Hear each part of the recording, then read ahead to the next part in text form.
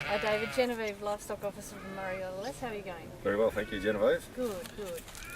Look, I'm just wanting to have a chat to you about lifetime ewe management. So, first of all, what's your enterprise and how's it work? It's mostly a rice enterprise, about 70 or 80% rice, and I'm running about 1,100 ewes. Some of them are joined to the Pole Dorset Ram and some are joined to the Merinos. I'll probably be going back to the more pure Merinos, the self-replacing Merinos in the future.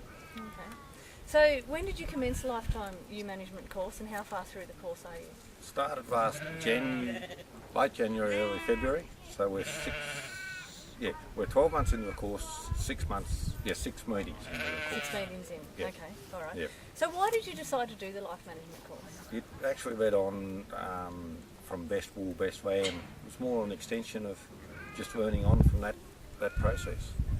Okay, alright.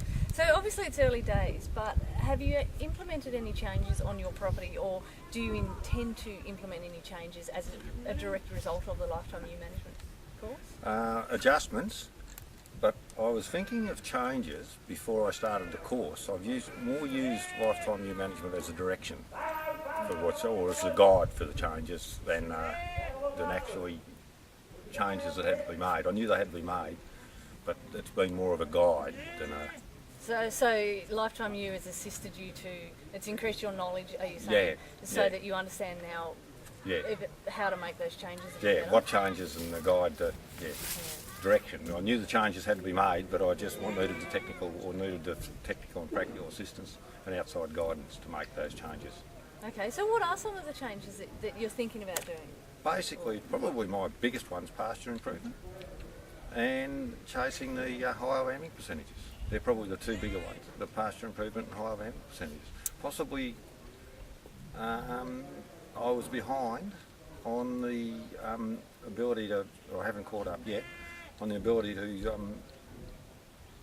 supplementary feed at key times.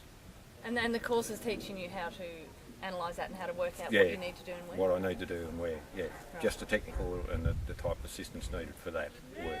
Particularly the supplementary type feeding with the price of irrigation water and that going up.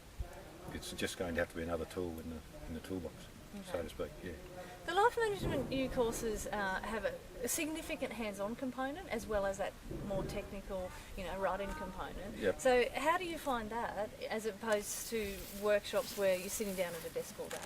It's certainly far superior because I'm not very good at sitting down and working at desks all day. I'll accept that. But you can actually, the hands-on component, you're actually looking at what you're doing. You tend to be able to compare results in terms of tangible things, and you're also getting the interaction of all the other people in the group. So that's probably a big one too. So getting the experience of people in the group with the changes made. I've done this with grain or with grain feeding, or I've done this with pasture, etc., etc. And you can go and have a look at it. That's a big help, being able to go and have a look at what you're doing. So the lifetime ewe management courses tend to have, they're based on smaller groups of only 4 to 6 landholders, where you go to each landholder's property, on different days. How are you finding that small group as opposed to, days where there's 30 or more people? The small group's good because you can interact. I think possibly even a group from 5 to 10 might even be better because you've got 5 or 10 different attitudes, different opinions, as opposed to 4 to 6. And sometimes it's hard to get the whole 4 to 6 there. I would actually be going for 5 to 10 as opposed to 4 to 6. But certainly just having that group that we can discuss options and discuss things and have a lot closer and develop a better relationship with the group leader in that. It is good. What the optimum group is, I don't know. Okay, no, fantastic. Okay. So, have you seen any benefits yet on your farm, either on your farm or in your ability to plan ahead as a result of doing the course? Have you actually seen any real benefits yet? More so the ability to plan ahead at this stage, yeah. Because I have in the last 2 years I've improved my lambing, but I'd actually made the changes have improved the lambing percentage prior to starting this. Right. But you're finding that your ability to plan ahead is improving because your knowledge and your accuracy is improving? That sort of thing, yeah. And as we get more advanced in this ram selection and things like that, that will have a benefit. And that sort of thing too. Okay. Just gives you a clearer focus on decision making, really. Right. Yeah. Fantastic. Look, lifetime ewes heavily subsidised by AWI. Do you think you would have done the course prior to it if you'd had to pay the full amount? Yes, I would have. That's not the answer you wanted. In hindsight or right from the start? No, I would have done it anyway. I took the course on expecting to pay the full price. Okay, all right. And so obviously the course has been well worth it to you from an economical point of view? Yeah, no worries. $600 compared. It's not a lot of lambs. Yeah. So, well, that sort of leads on to my next question. Western Murray Land Improvement Group has been able to further subsidise the course, and through the financial support of Murray Local Land Services.